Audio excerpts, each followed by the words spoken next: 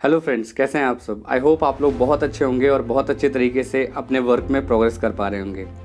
अभी तक जितनी भी स्टोरीज़ हमने ये इंस्पिरेशनल स्टोरीज़ वाली सीरीज़ में पोस्ट की है, मुझे लगता है आप लोगों को स्टोरीज़ काफ़ी पसंद आ रही होंगी और आप लोगों ने स्टार्ट से एंड तक उन स्टोरीज़ को ज़रूर देखा होगा। अगर नहीं देखा है तो हर एक स्टोरी को स्टार्ट से एंड तक ज़रूर देखिएगा, क्योंकि जब आप स्टोरी को देखेंगे तो आपको ये पता लगेगा कि हर स्टोरी में क्या इंपॉर्टेंट मैसेज छुपा हुआ है।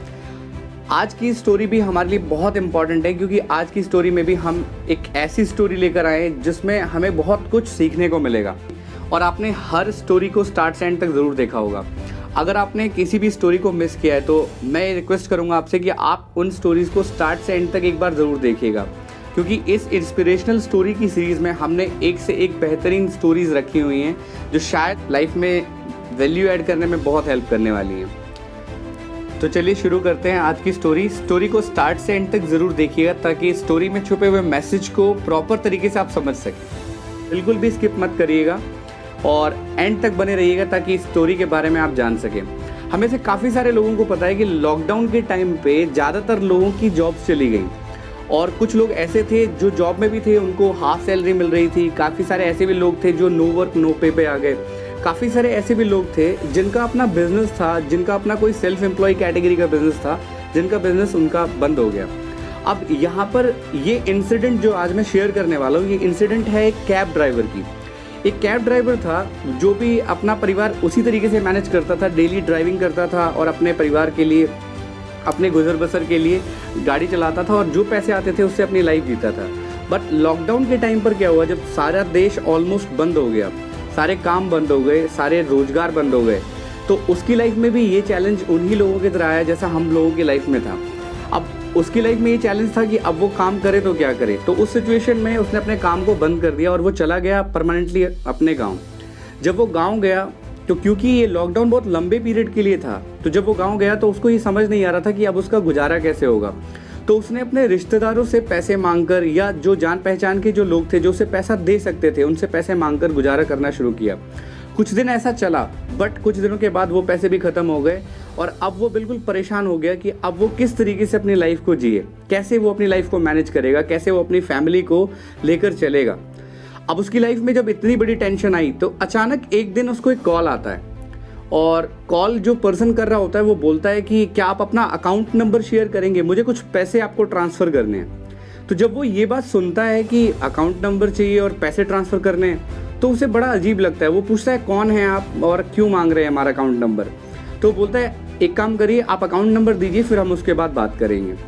अब फ़ोन कट जाता है। अब जैसे ही फ़ोन कटता है उसके बाद ये पर्सन जो है ड्राइवर, वो अपना कॉन्टैक्ट नंबर शेयर करता है, कॉन्टैक्ट नंबर और अकाउंट नंबर शेयर करता है। और जब ये अकाउंट नंबर शेयर करता है तो ये नोटिस करता है कि अकाउंट नंबर में वाकई जो उसका अकाउंट नंबर होता है उसमें पैसे आ गए हैं। और पैसे आने के बाद वो लिटरली कॉल मिलाता है उस पर्सन को कि आप कौन है भाई साहब और किस तरीके से, मतलब आपने क्यों पैसे ट्रांसफ़र किए। तो वहाँ पर वो पर्सन बोलता है कि बस मेरा ऐसे ही मन किया कि मैं आपको कुछ हेल्प करूं। इस लॉकडाउन के सिचुएशन में बहुत सारे ऐसे लोग हैं जिनके साथ प्रॉब्लम चल रही है और मेरे को लगा कि मैं आपके टच में हूं, आपका नंबर मेरे पास था, आपने मेरी एक दिन हेल्प की थी और मुझे ये चीज़ याद थी, इसलिए मैंने आपका कॉन्टैक्ट नंबर सेव किया था और इसीलिए मैंने आज आपको मैसेज करा कि मैं आपको कुछ पैसे से हेल्प करना चाहता हूँ। तो उस ड्राइवर को ये लगा कि मैंने इसकी क्या हेल्प की या मैंने क्या हेल्प की, मुझे तो कोई हेल्प याद नहीं है। तो फिर वो पर्सन बोलता है कि याद करिए 3 महीने पहले आपने एक पर्सन को जॉब इंटरव्यू के लिए उसके घर से रेलवे स्टेशन पे छोड़ा था, क्योंकि मुझे उस वक्त में दिल्ली जाना था और दिल्ली किसी इंटरव्यू के लिए जा रहा था मैं, तो आपने मुझे रेलवे स्टेशन तक छोड़ा था। और जब आप रेलवे स्टेशन तक मुझे छोड़कर निकले थे तो उस दौरान क्या हुआ था कि मेरा फ़ोन वो आपके ऑटो में ही रह गया था, आपकी गाड़ी में ही रह गया था और मैं निकल गया था स्टेशन पर। और जब मैं स्टेशन पर पहुँचा तो उस दौरान मैंने देखा कि मेरा फ़ोन ही मेरे पास नहीं है। अब जब मेरा फ़ोन मेरे पास नहीं था तो एकदम से मैं चिंतित हो गया कि क्या हो गया, मेरा फ़ोन किस तरीके की क्या चीज़ें हो गई, किसने मेरा फ़ोन चुरा लिया या कैसे कैब ड्राइवर था कि अगर मेरा फ़ोन छूट गया तो एटलीस्ट एक बार मुझे बता तो सकता था कि मेरा फ़ोन छूट गया। आजकल के ये कैब ड्राइवर्स कैसे होते हैं जो लूट लेते हैं लोगों को या अलग अलग तरीके से लोगों का फ़ायदा उठाते हैं। पता नहीं न जाने क्या क्या मेरे मन में आ रहा था और मैंने उस वक्त में बहुत बुरा भला आपके बारे में बोला। ऐसा वो पर्सन बताता है कैब ड्राइवर को कि इतनी सारी चीज़ें मेरे मन में चल रही थी। और उस दिन हुआ क्या कि मैं जो ट्रेन पकड़ने वाला था मैंने वो ट्रेन भी छोड़ दी, जो इंटरव्यू देने वाला था वो इंटरव्यू भी छोड़ दिया कि जब शुरुआत ही दिन की इतनी ख़राब हुई है, जब मेरा सुबह सुबह ही फ़ोन खो गया है, मैं परेशान हो गया हूँ, तो क्या इंटरव्यू दे पाऊँगा मैं, किस तरीके के इंटरव्यू को मैं फेस कर पाऊँगा।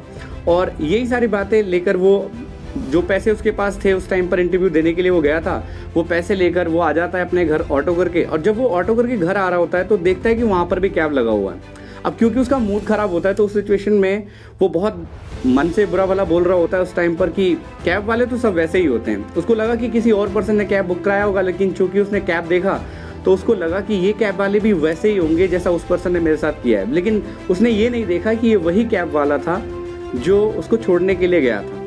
और तब उस कैब वाले ने क्या किया, आकर उसको फ़ोन वापस दिया। और उस टाइम पर उस पर्सन ने अपनी गलती मानी कि मैं कितना गलत सोच रहा था आपके बारे में कि मेरा फ़ोन चोरी हो गया, या आपने इंटेंशनली मेरा फ़ोन चोरी कर लिया और आपने एक बार कोशिश भी नहीं की मेरा फ़ोन लौटाने की।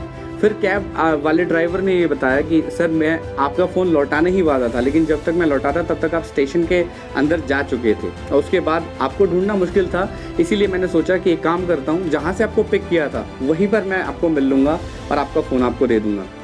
अब यहाँ पर मैं इस स्टोरी के माध्यम से, इस इंसिडेंट्स के माध्यम से क्या बताना चाहता हूँ, यहाँ पर ये जो ड्राइवर एक पर्सन जो था उसने बहुत बड़ी लर्निंग सीखी, और वो लर्निंग हम लोगों को भी सीखनी चाहिए। क्या लर्निंग सीखी उस ड्राइवर ने कि लाइफ में अगर आपने कभी भी कुछ अच्छा काम किया है, लाइफ में आपने कभी भी कोई अच्छा काम किया है, किसी अच्छे पर्सन की मदद की है, किसी पर्सन की हेल्प की है, तो वो वेस्ट नहीं जाएगा, वो कहीं ना कहीं किसी ना किसी तरीके से बाय नेचर ग्रेस वो आपको हेल्प करने वाली।